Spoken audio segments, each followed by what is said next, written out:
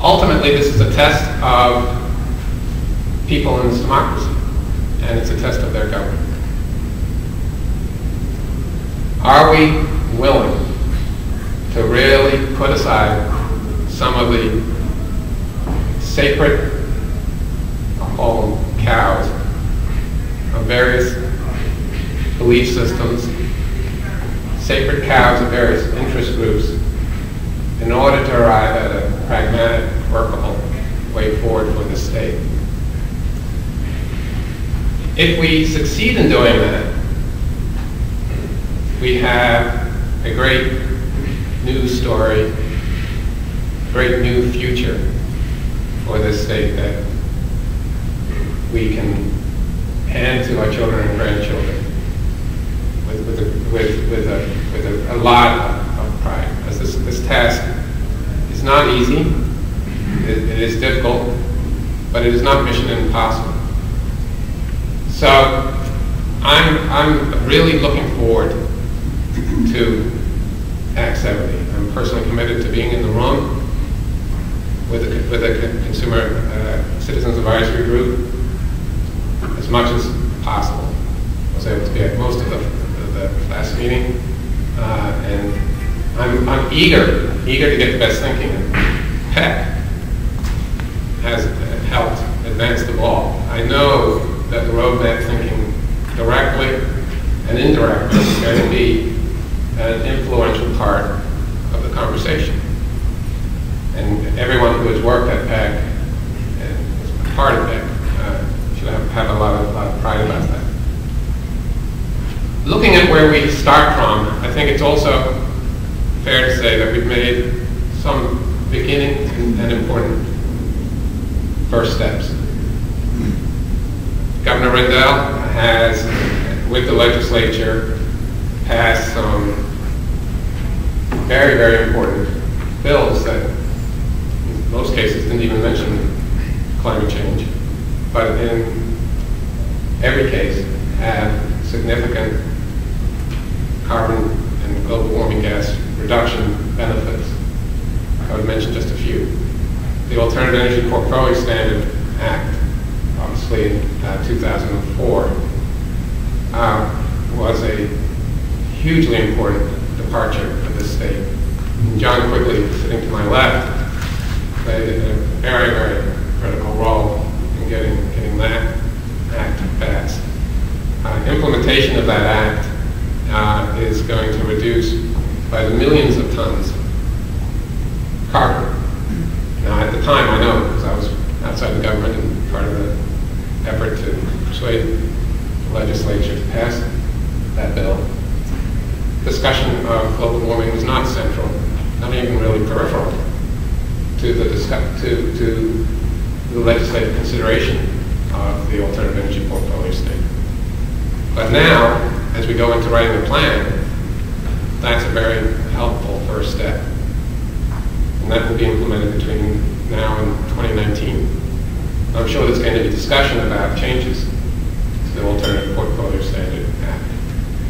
And indeed, there is constant legislative action around the AEPS. And that's a sign of, I think, some real health in the topic. There's a lot of interest within businesses and within citizens groups about the AEPS. Not all of the changes that are proposed, in my view, are good, but certainly people are interested in the AEPS. And that is a sign of health. The second thing that I would point to is the Growing Greener legislation. The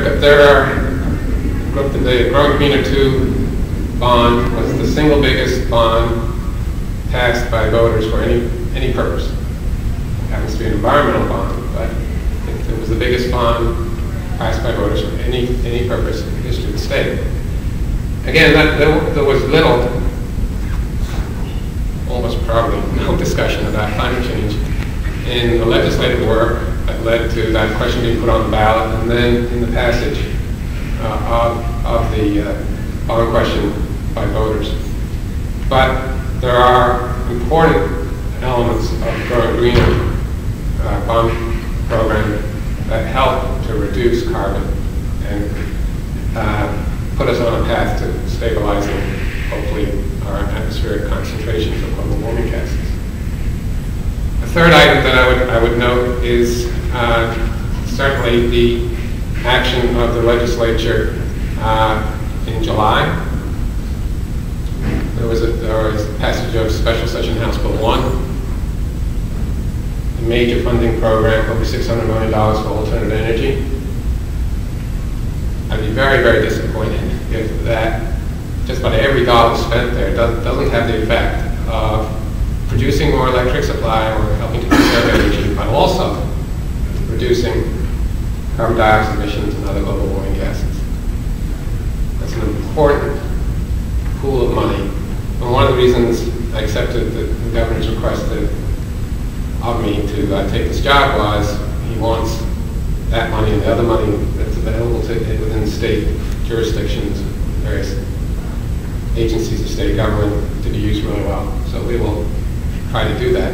We hope to be able to leverage a significant amount of private investment for every dollar of public investment.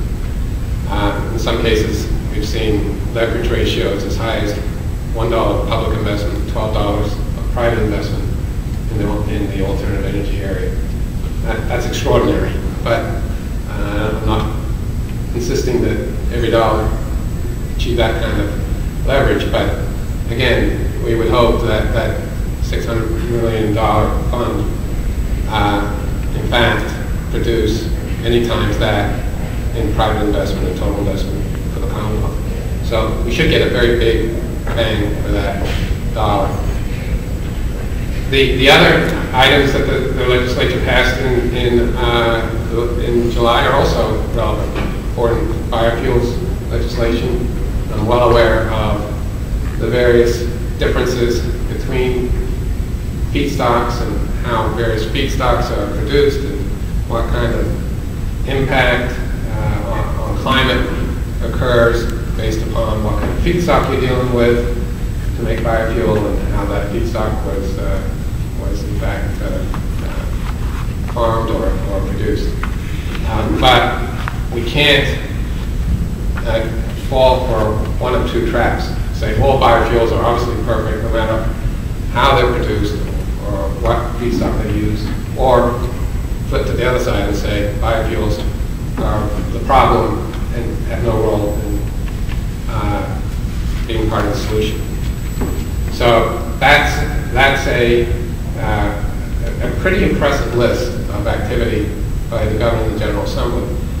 The governor also, through his regulatory powers, has passed the California Clean Car Standard, which would require cars sold in the state to meet that standard. It would require the most fuel-efficient and cleanest vehicles sold or available to be sold here in Pennsylvania. Unfortunately, we've got a problem at the federal level, and that's subject now to litigation. But that standard also has important climate benefits in addition to economic and other environmental benefits. When you add that up, that's a pretty good start. It gets us moving with real numbers, real reductions, and I think more importantly, it demonstrates that there are win-win solutions. That there are ways of identifying pragmatic, workable solutions that can enjoy broad public and political support, and also work when judged by, does it produce real energy, real electricity to keep the lights on, keep people warm? Does it produce real supply that helps keep prices lower than they otherwise would be? Work when judged by other environmental impacts to the water, to the air. Work when it's judged by climate impacts.